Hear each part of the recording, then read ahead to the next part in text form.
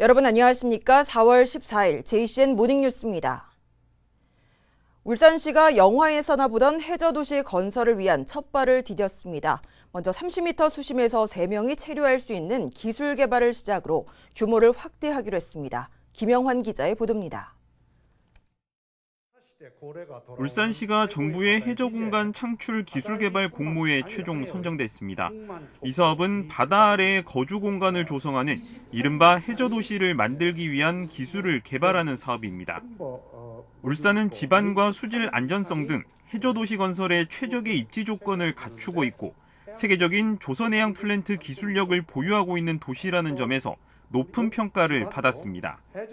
공간적으로 육지와 독립되고 에너지를 자급하는 해저도시 건설을 위한 시작이기도 합니다. 이 사업의 기술적 목표는 50m 수심에서 5명이 체류할 수 있는 공간 조성이며 실증적 목표는 30m 수심에서 3명이 체류할 수 있는 공간 조성입니다. 2026년까지 373억 원이 투입되며 기술 개발을 위해 민관 학연 23개 기관이 컨소시엄을 구성했습니다. 올해는 지질 특성 파악과 수중 구조체 설계에 들어가고 내년에 공정 기술을 개발하는 등 2026년까지 단계별로 사업이 추진됩니다. 이 사업을 통해 수중 데이터 수집과 해양 관측 예보 시스템 구축도 가능해집니다. 무엇보다 수중 레저 및 관광과 수중 호텔 건설 등 독보적인 해양 관광 산업 육성에 기대가 큽니다. 또 부유식 해상풍력과 연계한 에너지 공급과 해저 수소 저장 기술을 제공해 탄소 중립 선도에도 큰 동력이 될 것으로 예상됩니다. 바다 위는 부유식 해상풍력이, 바다 아래는 해저도시가 공존하는 세계적인 해양도시가 될 수 있을지 관심이 모아지고 있습니다. JCN 뉴스 김영환입니다. 더불어민주당 소속의 정천석 동구청장이 재선 도전 입장을 공식적으로 밝혔습니다. 정 청장은 어제 출마 선언 기자회견을 열고 대왕암 공원과 슬도 일대 체류형 관광지 지정을 추진하고 연포산 터널 무료화 등 해묵은 숙제들을 해결해 나가겠다고 밝혔습니다. 국민의힘 윤두환 전 국회의원도 어제 북구청장 선거 출마를 선언했습니다. 윤 전 의원은 3선 지방의원과 3선 국회의원의 풍부한 경험과 폭넓은 인맥을 북구 발전과 주민 행복을 위해서 바치겠다며 특히 종합대학과 공공기관을 북구에 유치하겠다고 말했습니다. 국민의힘 김두겸 울산시장 선거 예비후보는 어제 기자회견을 열고 현직 국회의원의 시장 출마에 대해서 비판의 입장을 밝혔습니다. 김 예비후보는 현직 국회의원이 직을 던지고 시장 선거에 나서는 것 자체만으로도 흠이 돼 상대의 공격 대상이 되고 보궐선거 비용은 덤으로 시민 혈세로 채워질 것이라고 주장했습니다. 이어 국회의원 한석이 아쉬운 여소야대 전국에서 현직 의원이 지방선거에 나서는 것에 동의할 국민은 없을 것이라고 덧붙였습니다. 더불어민주당 이상욱 시의원이 현역 시의원 가운데 처음으로 6일 지방선거 불출마를 선언했습니다. 이 의원은 구의원 선거 출마를 준비하고 적격 심사까지 받은 인물이 지역위원장의 권유로 시의원 선거로 선회했다며 지역위원장이 지지하는 후보가 공천되는 불공정 경선이 될 수밖에 없기 때문에 선거에 출마하지 않기로 결정했다고 밝혔습니다. 이 의원은 더불어민주당이 특권과 반칙이 난무하고 상식과 원칙이 실종된 도탄의 정당으로 전락했다며 어제 민주당을 탈당했습니다. 중구 3선거구의 시의원 선거에는 신성봉 중구의원이 공모를 신청했습니다. 울산시 선거관리위원회는 내일 제8회 전국 동시지방선거 입후보 설명회를 엽니다. 참석 대상은 입후보 예정자와 선거사무장, 회계책임 선임 예정자와 정당 관계자 등입니다. 시 선관위와 구군 선관위는 지방선거 주요 일정과 후보 등록 절차, 등록 서류 안내와 선거 운동 방법, 또 금지 행위 등을 안내할 예정입니다. 울산시와 동구청이 어제 연포산 터널 통행료를 무료로 하는 업무 협약을 체결했습니다. 올해 하반기부터 동구 주민들은 연포산 터널을 오고 갈 때 요금을 내지 않아도 되는데요.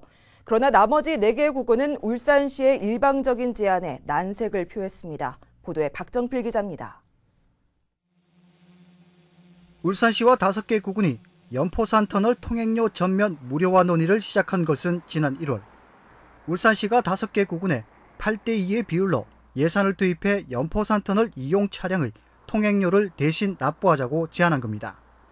2달 만에 이 제안을 동구청이 가장 먼저 받아들이고 울산시와 연포산터널 무료화 업무 협약을 체결했습니다. 빠르면 올해 하반기부터 시행에 들어갈 예정입니다. 조례 제정이 좀 필요하고요. 조례 제정이 이루어지고 나서 그 이후에 이제 실질적으로 우리 동구 주민들께서 이제 혜택을 보실 수 있을 것으로 예상하고 있습니다. 동구 주민들은 하반기부터 연포산 터널을 이용하면서 1일 1회 왕복 통행료를 내지 않아도 됩니다. 주민들은 뭐 경제적으로 도움되는 것은 물론이고 또 울산 시민으로서 반듯하게 동구가 소외받지 않고 균형되게 이렇게 시민으로서 대접받는 데 대해 가지고 자긍심을 많이 갖게 되죠. 그렇다면 나머지 4개 구군의 입장은 어떨까? 지난 11일 기준 연포산 터널 하루 평균 통행량은 48,000여 대로 동구 차량이 37%, 중구와 남구, 북구 차량은 모두 합해 37%, 울주군은 5%에 불과합니다. 이 때문에 울주군은 연포산 터널을 이용하는 군민이 적다며 소극적인 입장입니다.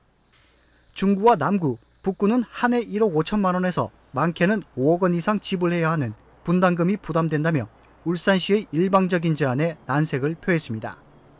또 이용자 부담 원칙인 수익형 민간투자 시설을 전액 세금으로 보존하는 정책 변경과 향후 23년 동안 분담금을 지불해야 하기 때문에 납세자인 주민 의견부터 수렴해야 한다는 입장입니다. 사업비 규모도 있지만 우리 남구 주민들의 입장이나 공감대가 제일 중요하다고 생각을 하고 있고요. 또 그런 부분을 챙겨볼 적에는 우리 주민들의 의견을 수렴해서 그래 중요한 정책을 결정해야 된다고. 또 향후 물가 인상과 인건비 상승, 무료화에 따른 통행량 증가 등 세부적인 사항에 대한 충분한 시간을 갖고 합리적인 분담금 비율 검토가 필요하다고 강조했습니다. 이에 대해 울산시는 4개 구군과 지속적인 협의를 하겠다는 입장입니다.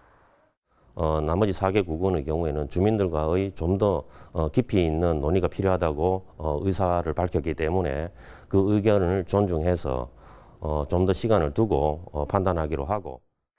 동구를 시작으로 연포산 터널 통행료 전면 무료화가 하반기부터 시행되지만 울산시와 나머지 4개 구군 간 협의가 어떤 식으로 결론이 날 것인지 관심이 쏠리고 있습니다. JCN 뉴스 박정필입니다. 울산 시민이 먹는 물에서 발암 물질인 과부라 옥탄산이 미량으로 검출됐습니다. 울산시 상수사업본부 수질연구소는 지난해 1분기와 2분기 검사 당시 회화 정수장에서 발암 물질인 과부라 옥탄산이 환경부의 먹는 물 수질 기준에 최대 18.6%까지 검출됐다고 밝혔습니다. 시는 먹는 물 안전에는 문제가 없다고 밝혔지만 올해부터 조사 항목을 12개에서 14개로 확대하는 등의 안전한 물 공급에 최선을 다하겠다고 말했습니다. 현재 울산은 하루 38만 톤가량의 낙동강 원수를 공급받고 있습니다. 울주군 봉계 가정마을 주민들이 KCC 산단 내 폐기물 매립장 설치를 반대하고 나섰습니다. 이들은 어제 울산시청 앞에서 집회를 열고 마을과 불과 1km 떨어진 지점에 KCC 산단 내 폐기물 매립장이 이전하는 것과 관련해서 주민 설명회와 공청회를 열지 않았다며 매립장 이전 설치를 저지하겠다고 밝혔습니다. 이에 대해 울산시는 폐기물 매립장 이전과 관련해서 주민 공고 등 행정적인 절차를 문제없이 진행했다고 설명했습니다. S-오일이 독점 사용하고 있는 철로인 온산선을 폐선해야 한다는 주장이 나왔습니다. 서휘용 시의원은 40여 년간 남창역과 온산항을 오가며 유료 수송을 하는 온산선을 S-오일이 독점 사용하고 있다며 단 한 번의 사고로 주변을 황폐화시킬 수 있는 위험 물질을 운반하는 온산선을 폐선해야 한다고 주장했습니다. 이어 울산시는 폐선 부지를 활용해 숲길과 공원, 문화 공간 등의 조성 사업을 지역 주민과 함께 추진해야 한다고 덧붙였습니다. 지난달 울산의 실업률이 3월 실업률로는 7년 만에 최저를 기록했습니다. 동남지방통계청에 따르면 지난달 울산의 실업률은 3.2%로 전년 동월 대비 0.9%포인트 낮은 데다 3월 실업률로는 지난 2015년 3월 이후 가장 낮았습니다. 지난달 울산의 취업자 수도 55만 7천 명으로 전년 동월 대비 3천 명 늘어나 3월 기준으로 5년 만에 가장 많이 늘었습니다. 어제 새벽 4시 5분쯤 남구 야음동 수암상가시장 내에 있는 횟집에서 화재가 발생했으나 지나가던 민간인이 진압해서 큰 불을 막았습니다. 서울에 거주하는 이상일 씨는 수암상가시장 주변을 지나가던 중 화재를 발견하고 시장에 비치돼 있던 소화기 2개를 사용해서 초기에 진화하는 데 성공했습니다. 울산 남부소방서는 인적이 드문 새벽 시간에 발생한 화재로 자칫하면 대형 화재로 번질 수 있는 상황이었다면서 시장 상인들의 재산 피해를 최소화하는 데 기여한 이상일 씨에게 감사의 인사를 전했습니다.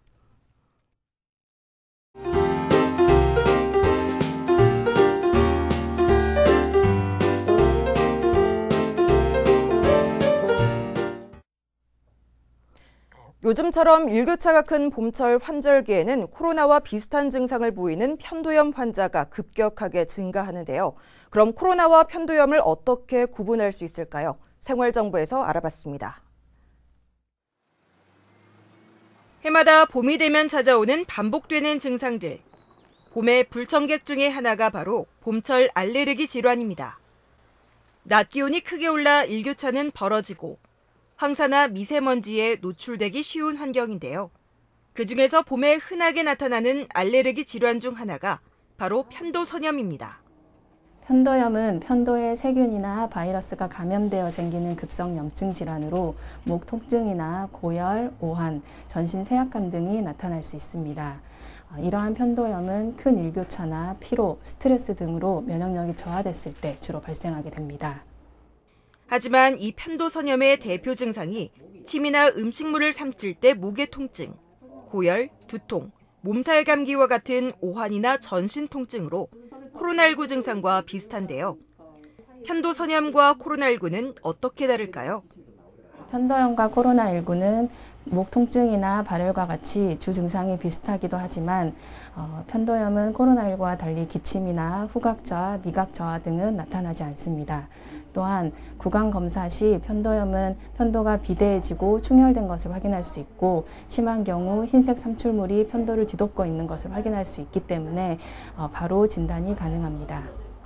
편도선염뿐만 아니라 코로나19와 감기 등 면역력이 저하되면 걸리기 쉬운 기관지 질환. 적당한 운동과 위생관리, 철저한 방역수칙 준수로 건강한 날들 보내시기 바랍니다. 생활정보 홍관입니다. 일본 내염 매개모기인 작은 빨간집 모기가 지난 7일 부산에서 올해 처음으로 발견되면서 전국에 일본 내염주의보가 발령됐습니다. 이에 따라 울산시는 일본 내염 백신을 접종하거나 야외 활동 시 밝은 색의 긴 옷을 착용하고 기피제를 사용할 것을 권고했습니다. 논이나 축사, 웅덩이 등에서 서식하는 작은 빨간집 모기는 6월부터 10월 말까지 국내에서 관찰되며 울산도 지난해 매개모기 밀도 조사에서 작은 빨간집 모기가 확인됐습니다. 현대중공업이 미래성장과 ESG 가치 실천의 의지를 담은 환경 경영 선언문을 제정하고 ESG 경영 문화 확산에 속도를 내고 있습니다. 현대중공업은 어제 저탄소 친환경 경영의 비전과 구체적인 실천 의지를 담은 환경 경영 선언문을 통해 지속가능한 녹색 성장을 실현하고 미래 세대에 깨끗하고 밝은 꿈을 전하겠다고 밝혔습니다. 이를 위해 환경 경영 실천 방안으로 미래를 밝히는 7가지 약속을 채택하고 회사와 임직원들이 실질적으로 실천해야 하는 구체적인 방안을 함께 제시했습니다. 울산시와 세계식품이 식품제조 생산 공장 신설의 투자를 위한 양해각서를 체결했습니다. 협약에 따라 세계식품은 울주군 삼남연에 5만 6천여 제곱미터 규모의 삼남 먹어본 일반 산단을 조성한 뒤 식품제조 공장 신설을 추진합니다. 공장은 420억 원이 투입돼 2만 7천여 제곱미터 규모로 건립되며 200여 명의 신규 직원을 채용할 계획입니다. 세계식품은 부산에 있는 본사도 단계적으로 울산으로 이전할 예정입니다. 동구청이 고령 운전자의 교통사고 예방을 위해 65세 이상 고령 운전자를 대상으로 실버마크 제작에 들어갔습니다.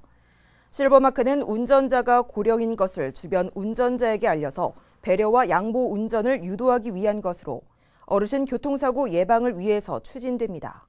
차량 운전석의 앞유리와 조수석의 뒷유리에 부착하도록 두 종류 한 세트로 구성된 실버마크는 이달 중으로 동행정복지센터를 통해 500세트를 배부할 예정입니다. 울주군은 생활 속 불편을 해결해주는 해뜸이 생활민원 기동대를 운영합니다. 해뜸이 생활민원 기동대는 전구 교체나 문고리 보수 등 가정에서 발생하는 각종 생활 불편을 현장으로 출동해서 처리해주는 서비스로 울주 지역 자활센터가 수탁해서 운영합니다. 운영 시간은 평일 오전 9시부터 오후 6시까지로 취약계층을 제외하고는 수리에 필요한 재료를 직접 준비해야 합니다. JCN 모닝뉴스를 마칩니다. 함께해 주신 여러분 고맙습니다.